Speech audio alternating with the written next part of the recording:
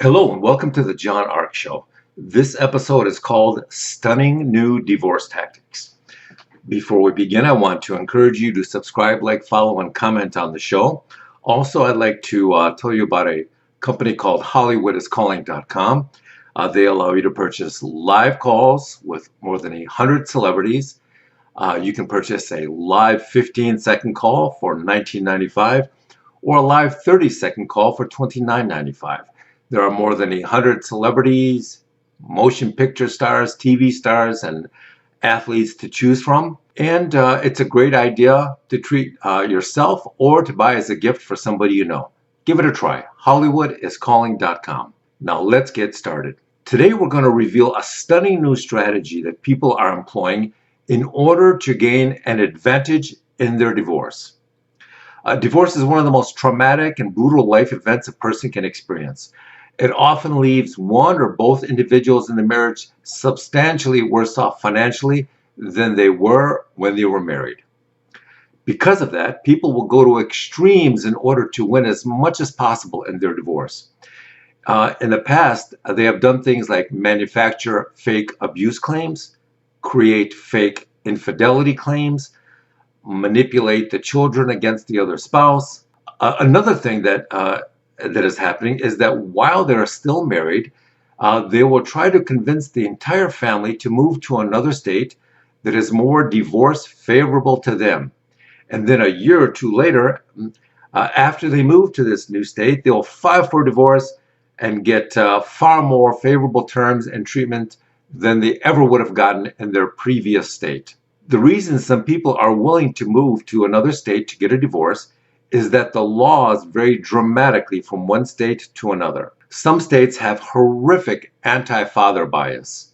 Some states still try and enforce outdated alimony laws that were written almost a century ago when women didn't work.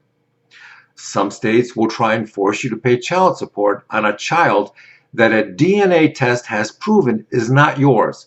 But they'll do this simply because they'd rather you pay that support than the state have to support that child. So in response to all of these draconian divorce laws, some people are implementing a new strategy called UDS. That stands for Unemployed Divorce Strategy. Here's some background. There are now approximately 35 to 40 million Americans out of work because of recent events. In many states, how much child support or alimony you have to pay is determined by your employment status and your income. That means that if you're doing really well financially and you're gainfully employed, then the courts will compel you to pay a much higher amount each month until your children have grown up and have become legal adults. However, if you're unemployed and in terrible financial shape, then the courts will probably compel you to pay a lesser amount each month. So a lot of people whose marriages are collapsing and who have lost their jobs are looking around and they're evaluating their options. They're doing the math and suddenly realizing that filing for divorce when you're broke and unemployed will get you lower payments each month than they would have to pay if they filed down the road after they found a new job. This is giving rise to the unemployed divorce strategy phenomenon. People are simply deciding not to wait until things get better or until they find a job. They're filing for divorce while they're unemployed because they're hoping to minimize their costs going forward. This is very ironic because recent events have brought some families closer together because they now understand what's really important. For other families, it's done just the opposite. Because these people have lost their jobs and depleted their savings, the situation has now introduced so much stress into their relationship that it's causing them to file for divorce. But many people are now so broke that they don't even have the money to hire a lawyer to file for divorce.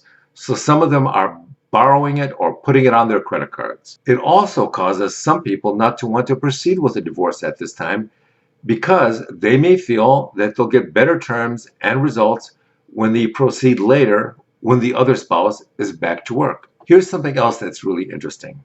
Many people who have been divorced for a while and living amicably apart from each other and just co-parenting their children while living in separate residences are also dealing with new financial problems now. What happens is that if one or even both of the spouses happens to lose their job because of recent events, then that introduces a new incentive to try and work together harder to support their children, and if there's any love still left there, to try and help each other. So in a strange way, the same recent events that are destroying so many marriages and dating partnerships are also causing some of them to come back together. So what can you do if you're in a relationship and your spouse is going to pursue the unemployed divorce strategy on you? Well, the first step is to be aware of what's going on. Check the laws in your state to see how it might affect you before you make any decision. I'm a firm believer that you should try and do everything you can to save or repair your marriage if possible. Everyone thinks that the grass is always greener on the other side until they actually get there. But once they do, they often find the situation is worse than they imagined. Before you get a divorce attorney and spend a fortune on lawyers, I would strongly recommend that both of you consider mediation or arbitration. It's much faster and it's much cheaper.